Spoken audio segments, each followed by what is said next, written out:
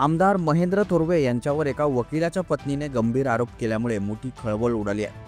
वकील आरडे यांच्या पत्नी किशोरी आरडे यांनी आपल्या पतीला आमदार महेंद्र थोरवे यांच्या सांगण्यावरून मारहाण करण्यात आल्याचा गंभीर आरोप केलाय। या संदर्भात त्यांनी मुख्यमंत्री, महिला आयोग, पोलीस प्रशासन यांच्याकडे मदतीची धाव घेतली असल्याचे सांगितले। मात्र कोणत्याच यंत्रणेकडून मदत मिळत नसल्याचा आरोपही त्यांनी केलाय।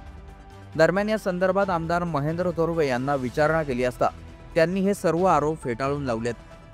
ते म्हणाले की आरडे वकील कोण आहेत हेही मला ठाऊक नाही, हे त्यांना कधीच पाहिलेलं सुद्धा नाही।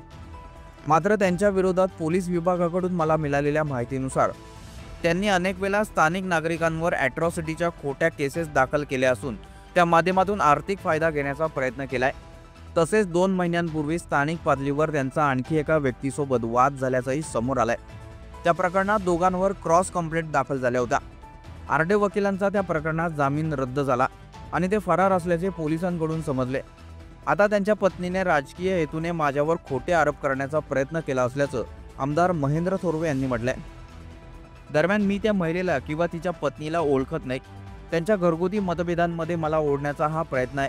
त्यामुळे अशा चुकीच्या प्रकारे जर कोणी माझी बदनामी करण्याचा प्रयत्न करत असेल तर मी त्या विरोधात मानहानीचा दावा दाखल करणार आहे, असं आमदार महेंद्र थोरवे यांनी म्हटलंय। खरं तर मी आरडे वकील कोण आहे यांना मी स्वतः ओळखत नाहीये। मी त्यांना अजून पाहिलेले सुद्धा नाहीत की आरडे वकील कसे आहेत ते। परंतु या आरडे वकिलांचे कारनामे बरेचसे पोलीस डिपार्टमेंटकडून माहिती मिळालेली आहे मला।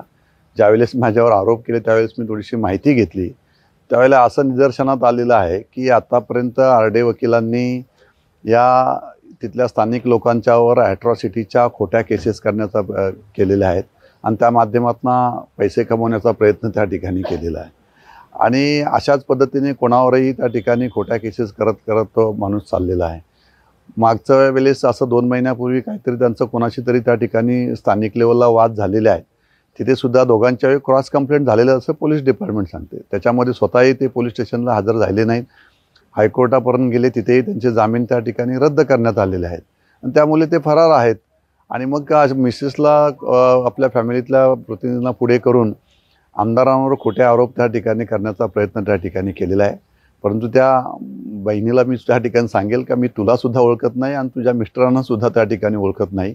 त्यामुळे तुमचे परत आपापसातले काय मतभेद असतील ते आपापसात पोलीस स्टेशनला जाऊन त्या ठिकाणी क्लिअर करावेत। परंतु चुकीच्या पद्धतीचा अशा पद्धतीचा सोशल मीडियाच्या माध्यमातून बदनामी करण्याचा प्रयत्न कोण करत असेल तर मी त्या ठिकाणी माझ्या विरुद्ध अशा पद्धतीचे कृत्य केल्याबद्दल मी मानहानीचा दावा दाखल करणार आहे।